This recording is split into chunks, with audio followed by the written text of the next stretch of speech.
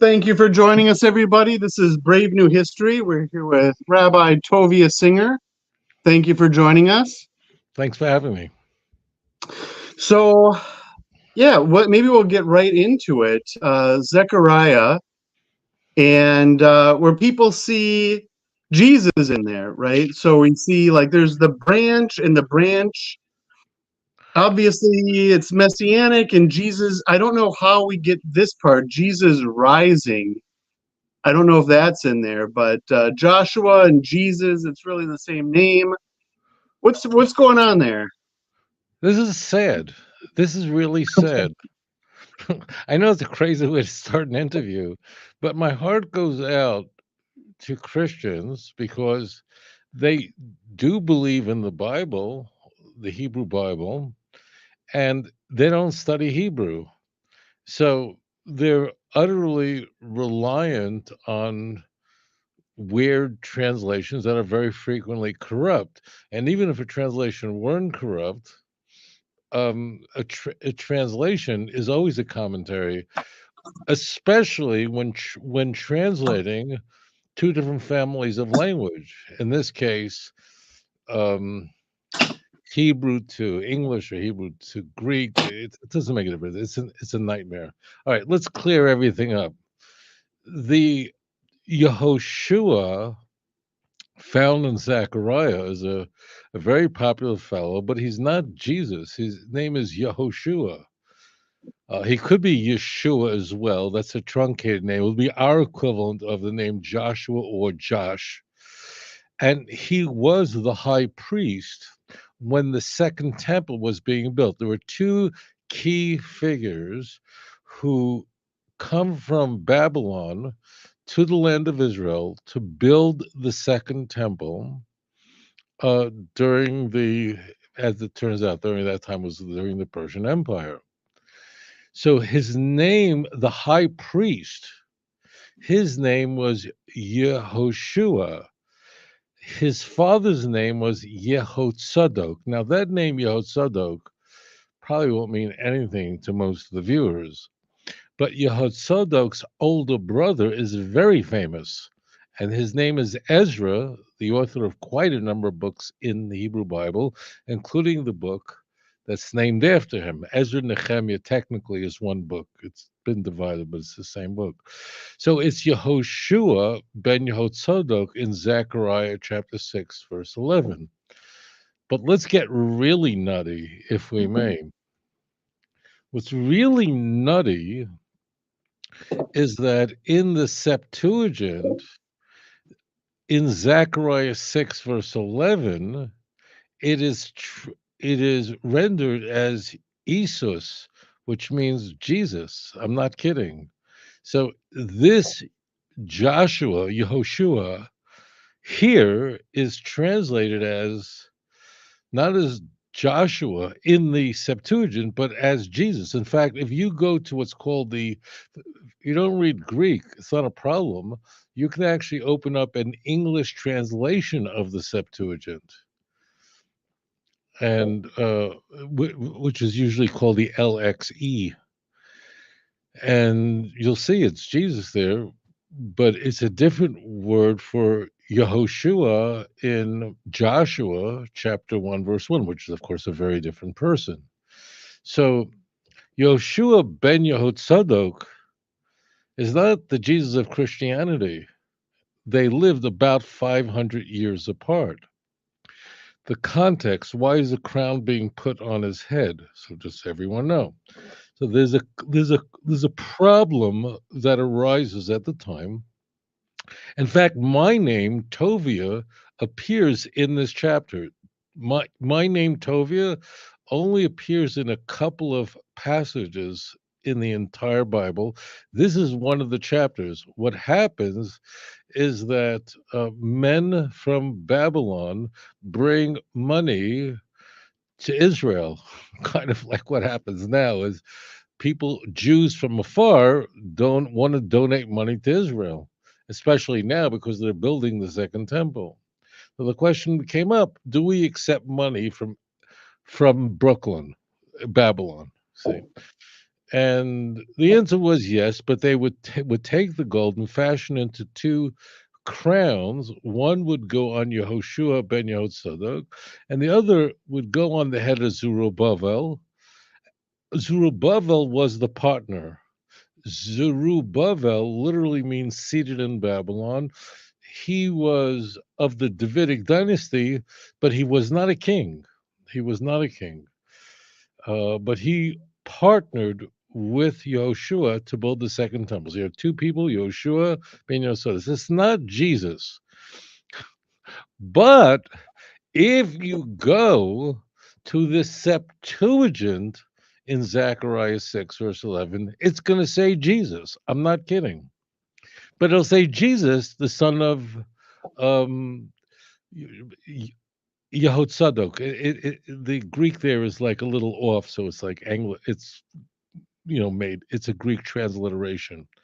So it's totally not the same person. Moreover, if you look up the verse 13, it says there that he'll build the temple, which they did, and what will happen is that the priest and the priest will sit on one seat, and let me just see here, and there'll be a priest on his throne, and the person who will rule will be on his throne, and there will be a atzah shalom binehem. There will be a peace or a council of peace between them, which means they'll get along. That's all. Now, it's okay if someone wants to say that, look, Zerubbabel was not a king, but he was of Davidic dynasty, and the Messiah will be a descendant of him, which he will be, and this is a picture of the future. Now, if Christians want to do that and say that the one who will sit on his throne is not just Zerubbabel in his time, which is mentioned here in context, but it's also a picture of that in the far future, the Davidic dynasty will be preserved till the time of the Messiah. They get themselves into all kinds of problems. The problem, and this may seem a little sophisticated, it really isn't, is that if you look at 613, you see that the high priest, Yehoshua, and the one who's the ruler, they're two separate people. Why is this a problem? It's a massive problem because according to Hebrews, Jesus is the high priest as well as the king. You follow? But in Zechariah 6:13, you see that they're two separate people, and they will be v'atza shalom tiyeh bein shnehem, and they'll get along, because sometimes the priest and the king didn't get along in Jewish history. The point is they get along. So therefore, the Septuagint just happens to render the Yehoshua ben Yehotzadok as Jesus. I'm not kidding. As Isus, that would be how you pronounce it in Greek. So that's why people get themselves in tremendous trouble here. Yeah. Now, I've heard, like, maybe we'll take it to maybe a step further, that maybe you've heard the idea of mythicism, that Jesus never existed as a historical person. And some people will say, yeah, the whole myth of Jesus just came from Zechariah, right? With this Jesus as the high priest that we kind of see put together in the book of Hebrews. Do you think there's anything to that, or is that that's also a whole bunch of nonsense? I don't think Zechariah 6 is responsible for mythicism. I think mythicists are out there because the Gospels, which is basically contains stories. They're just storytelling. It's not like Paul with theology. There's really not much theology. There's so much myth and layers of myth, and the myth grows. It's really too bad that almost every person on this planet that reads the Christian Bible reads Matthew before Mark. If people would only read Mark first before Matthew, they would immediately see the accretions of mythology. So, and because there are no contemporaneous historians that wrote anything about Jesus, so there are people who think that Jesus never existed. I'm not one of those people. I understand where it comes from because it just there's so much myth, and it seems like the Jesus in the New Testament is essentially a conflated personalities of either gods of the ancient world or personalities and rabbis of the ancient world. So I understand what they're Mhm. getting it from, but they're not getting it from Zechariah 6. That's not where it's coming from. Gotcha. Now, you could see how people, if they really want to see Christophany, would really look at this and say, "Oh my goodness!" Right? Like we have the high priest, we have crown on his head, the Davidic branch, right, which is messianic. Do you like? Do you think, just like we said with Paul, that there's this part in First Corinthians where he says, "Well, in Exodus, the rock that always followed the Hebrews around, the rock that had the water in it." And Mm. I must have, I don't know, skipped over that passage where there's a rock following him around. But Right. it seems that there's some different story that he's referring to, right? That it all and Paul says, and that rock was Christ, right? Where we're just trying to find Christophany where maybe it's a little bit of a stretch, right? Do you think Yeah. that? Do you think it's just by chance that exists in Zechariah, or do you think people are really like when early Christianity was getting started? Do you think that played any role in it, or do you think it's just totally by chance we have all this? Okay. So let's unpack all this. So you're talking about First Corinthians 10:4, where Paul is saying that the rock that the people drank from, which followed them in the wilderness, um, is Jesus. So that kind of like where look, it's really very simple. If there was a clear passage anywhere in the Hebrew Bible, the Messiah is going to die and then rise on the third day. And if you believe in him, you're saved. And if you don't believe in him, you're damned. We'd all be Christians. The problem is, it doesn't say that anywhere. There's no place in the Hebrew Bible that has anything remotely resembling that. So Christians are forced into a unenviable predicament, and that is that anything in the Hebrew Bible which smells of um, someone getting betrayed, getting rejected. The Mormons do the same thing. They all do this stuff. So they go, there's Christ, right? But I don't know what your background is, but very well, you've studied the Christian religion. The claim of the Christian faith is that if you look at the Hebrew Bible, there are hundreds of clear prophecies that all point to Jesus and nobody else, right? They're not, the sales pitch is there are 365 clear prophecies in the Hebrew Bible that all point to Jesus.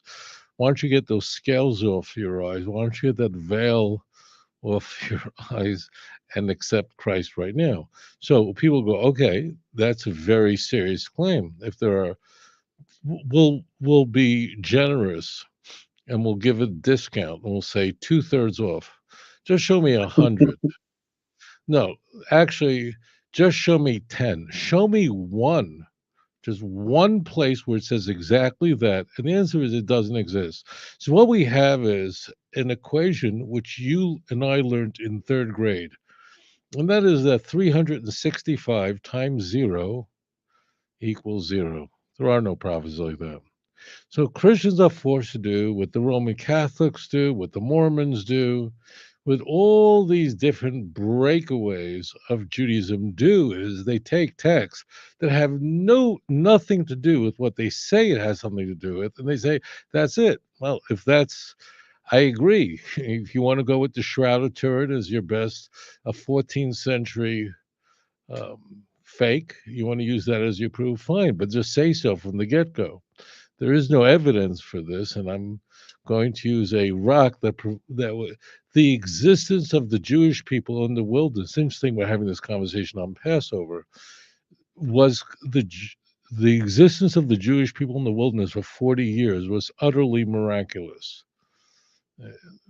Not only crossing the sea in a miraculous fashion, but eating food that fell from heaven and water that came out of a rock.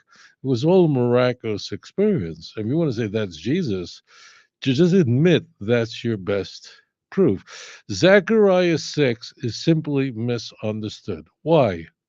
Let's go through the real why. There's an elephant in the room. Christians don't read Zechariah. They don't. And there are many people watching this right now who are Christians or former Christians, and they know that I'm not making this up. They simply are taught to memorize select passages that are ripped completely out of context. And when you do that, especially in this part of Zechariah, where you have 8 visions. I mean, that's Zechariah opens with 8 visions that are not simple. It's not organic chemistry, it's not rocket science, but it's not that simple. This is not like reading the book of Joshua, which is simple. So these texts are ripped out of context. And just for those watching the show, the Jewish people are exiled from the land of Israel in the Babylonian exile under the Sidkiah, who is the king. They're thrown out of Israel and they're sent to almost all of them go to Babylon. Well, 50 years later, 49 years later, Cyrus says, Jews go back. That's all. Very simple. Sends them back. So there's a return of 42,360 Jews that leave Babylon and come to the land of Israel under the leadership of 2 people. One of them, his name is Yahushua or Joshua. And the Septuagint renders his name Yahushua as Jesus or Jesus. Not kidding. But he is actually the nephew of Ezra. He has nothing to do with Jesus. And he is the high priest from the same family I'm from, a great-grandson of Aaron. His spiritual partner, the person who he's doing, is a descendant of King David. His name is Zerubbabel. Now, Zerubbabel is not a king. He's like a governor. He has authority, but he's not a king. And that's what's in view here. But at that time, my heart goes out to these Christians. They read Zechariah 6:11, 12 and 13, and it's out of context. Now, it is true that what is being conveyed here is that the Davidic dynasty, while there is no king in the Second Temple, is preserved. Fine. But that has nothing to do with Jesus getting crucified. Nothing. Moreover, Zechariah 6:13, I beg people to read it, explicitly conveys that the high priest and the ruler, you want to call him a king, call him whatever you want, and the ruler are 2 different people. And unlike periods in the past where kings and priests fought, because those were 2 authorities, 2 areas of authority, like in the United States, you have the legislative branch and the executive branch, and sometimes they don't get along very well. Okay. The point is, they're getting along just fine. Clearly opposing the teachings found in the book of Hebrews, particularly Hebrews chapter 5, 6, 7, where Jesus is portrayed as a high priest according to the order of Melchizedek. I'm not getting into that. That's what's happening here. And my heart goes out to Christians. They have what I've just said, unless the person is a professor at Fuller Theological Seminary, unless the person has a doctorate in Old Testament, they're not going to know this because they don't teach this stuff in churches. They teach Zechariah 6:11 out of context, and therefore people find it very impressive. They look at the Septuagint and they see Jesus there. They go, oh, Jesus. They can't read a word of Hebrew. They can't read a stitch of Hebrew, so they don't go to the text in Zechariah 6:11, which identifies Yehoshua, same exact name as Joshua 1:1, ben Yehotzadok. That's really what's happening here. This is really a train wreck for Christians. Yeah. I remember I was I ran into a street missionary, right? And he was saying that like there was I forget who he was talking about, but there was an Old Testament prophet who died, right? And he says, "Well, you know who else died? Jesus."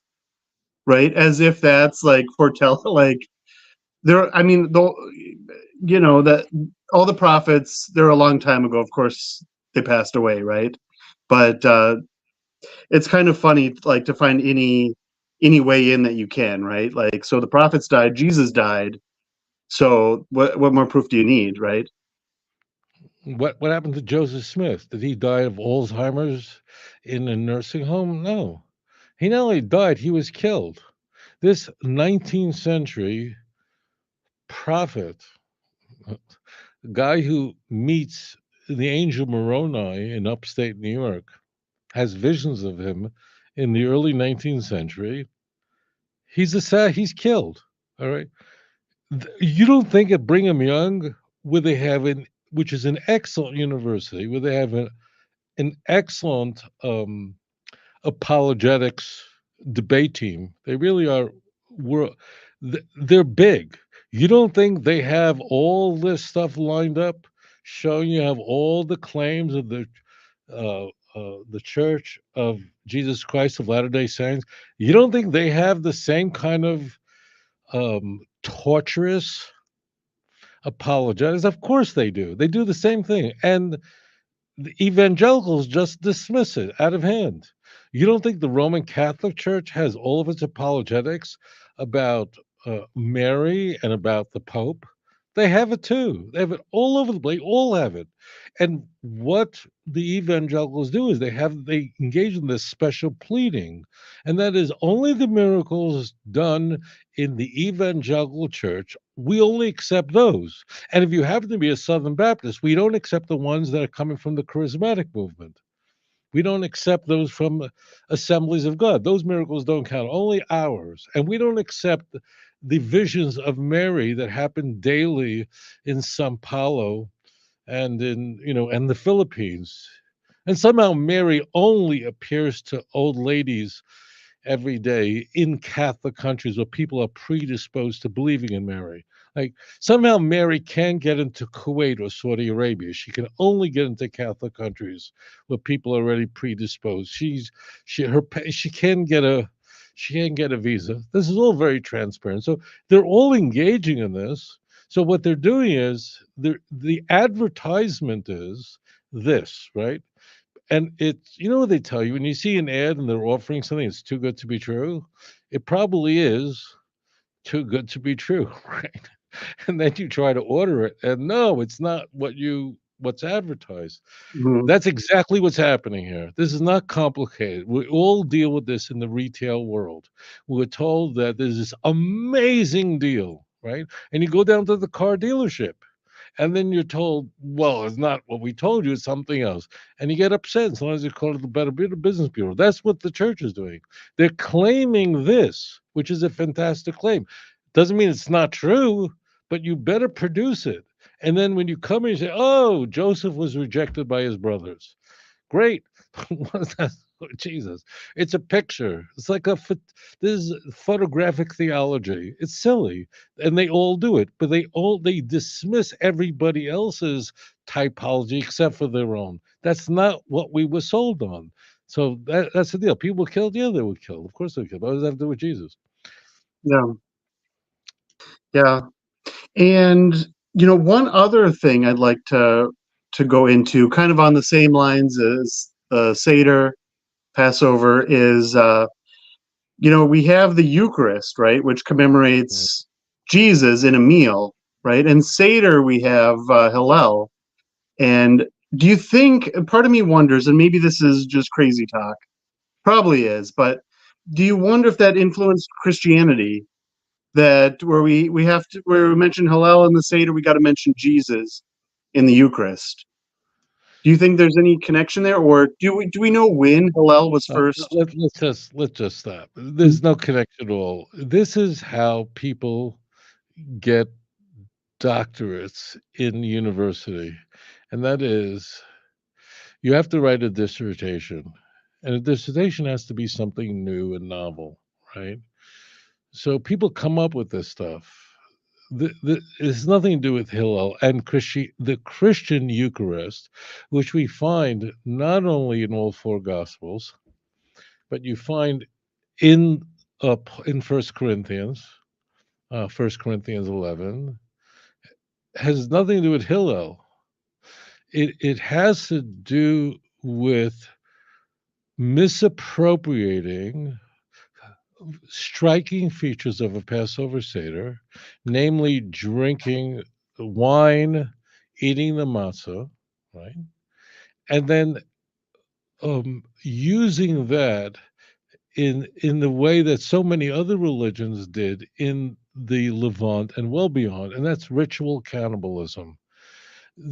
Now, I'm not trying to put down Christianity, but ritual cannibalism doesn't sound as barbaric as ritual cannibalism means that you were infused with the power of the gods, eating his body, breathing his breath, as you find the end of the book of John, where Jesus breathes on his disciples, and they gain the power then to perform miracles, to forgive sins. It's right there at the end of the book of John. So that's what it is. So they took drinking. That's why they even confuse the order. In Luke, it's drinking the wine first, and in Mark, it's eating the body, which it's reversed. That's where it's all from. Hillel's wasn't an innovation. The Torah says matzah. They should eat matzah, and I should translate. You should eat the matzah, the bread, the unleavened bread, and the bitter herbs together. So they make a sandwich. Has nothing. It's bitter herbs, not even wine. It doesn't do wine. So someone does a dissertation on this, and somehow makes it in. The reason why Hillel may have been picked out in someone's dissertation, because there are people who think there is a stream of thought that the personality of Jesus is basically was built around Hillel. Because Hillel was, I don't make this complicated, but Hillel was the easier going rabbi who was more lenient. He was a totally religious person. And in fact, Jewish law more frequently follows Hillel rather than Shammai, another school, which appears on the surface as more stringent. That's all. So there was some stream of thinking that Hillel's personality had something to do with a liberal Orthodox rabbi, and then Jesus was following in that stream. It's just an idea that gains some traction in the academic world. There's no basis for it.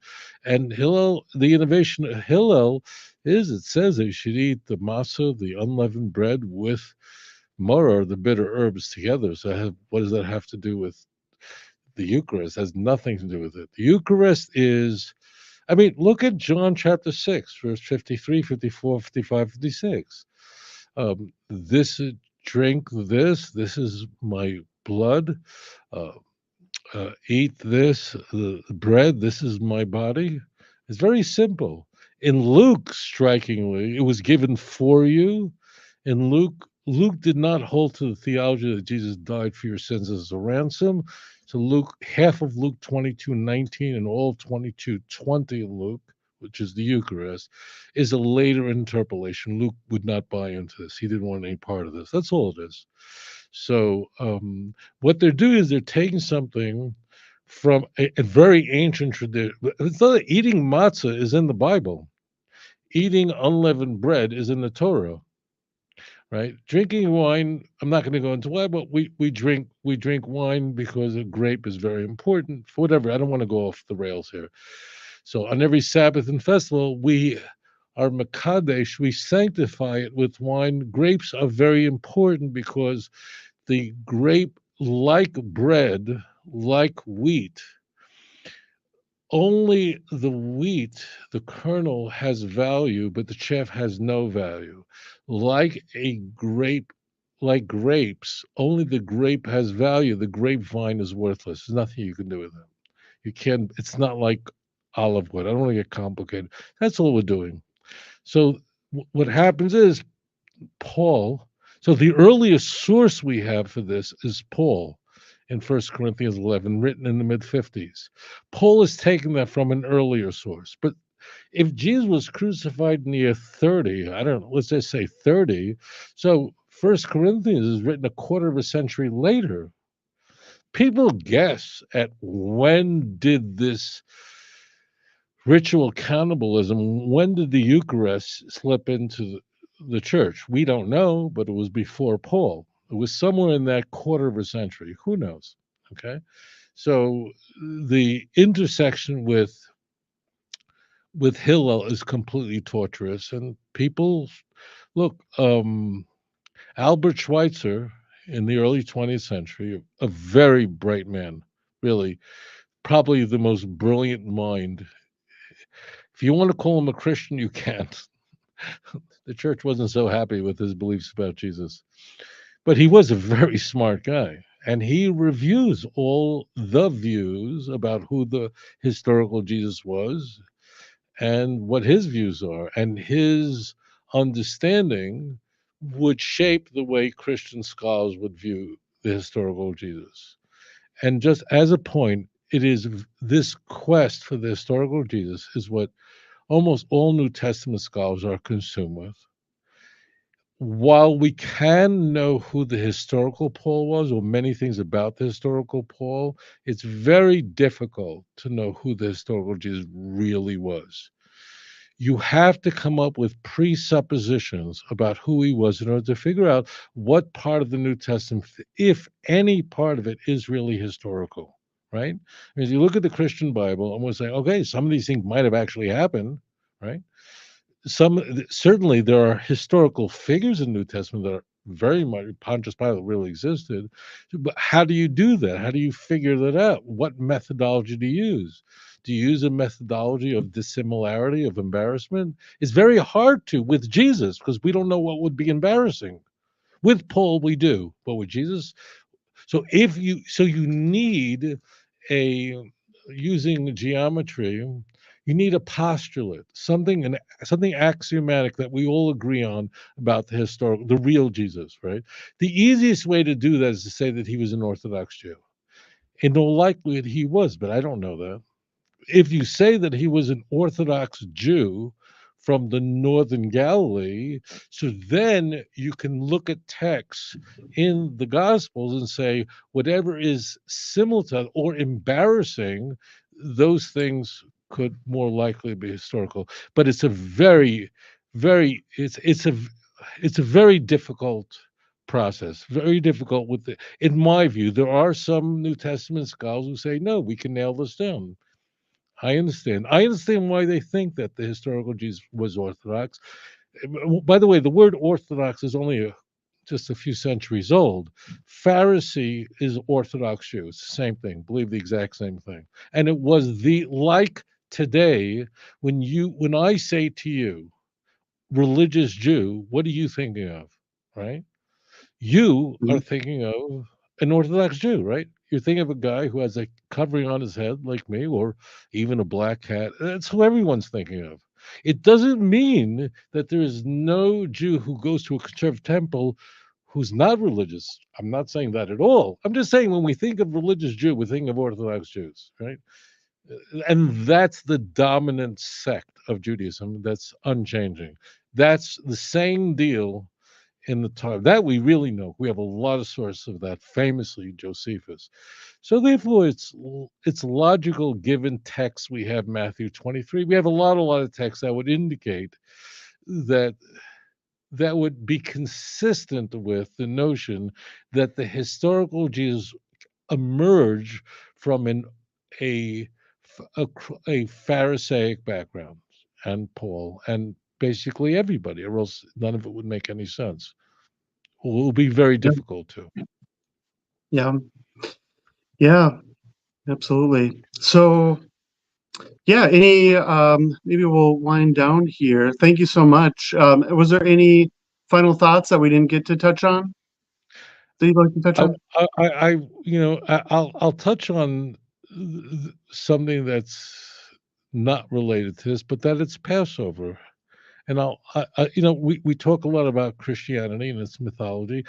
I just want to share about something that's very real and very tangible, and that is Passover is, at first glance, appears to be the easiest Jewish holiday on the calendar to explain. Right? Anyway, what is Passover about? Everyone can tell you. God rescues the Jewish people from slavery from Egypt about 3,300 years ago, and we celebrate that. Right? That's the no-brainer. But as it turns out, we were talking on the Passover Seder a bit, so I just want to share something that is intriguing. That at the Passover meal, which we had last night, there is a dichotomy. There's something that seems contradictory, because on one hand, we're supposed to eat matzah, unleavened bread, the poor man's bread. We're supposed to eat bitter herbs.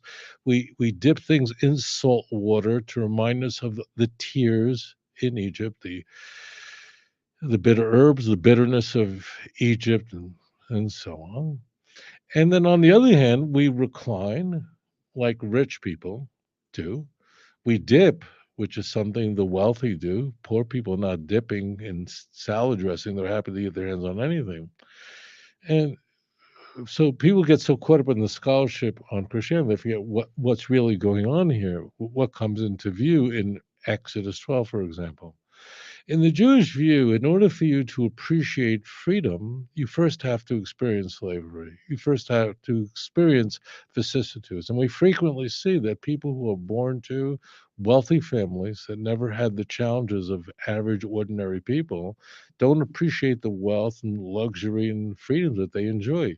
You and I were both born into a free world where America was just here, or Israel was just here. I was born 15 years after the Holocaust. So therefore, what really is coming across at the Passover Seder, let's talk about the real thing. The real thing is that you have to first appreciate the poor man's bread. You have to appreciate the bitter herbs. And once you endured slavery and bitterness, you then could appreciate what real freedom is. Then you can really understand it. And if you've never gone through slavery, if you've never endured vicissitudes, you can never appreciate the great gift of freedom. So I thank you very much for having me on. And it's always good to know the real thing in order to be able to detect something that is merely misappropriating a very beautiful idea and then regurgitating in a way that is really much more at home in the pagan world than in the Jewish world. Anyways, thank you for having me, Elliot. Yeah, thank you for coming, and thank you everybody for watching. There you go. Yep. Thanks so much. All right.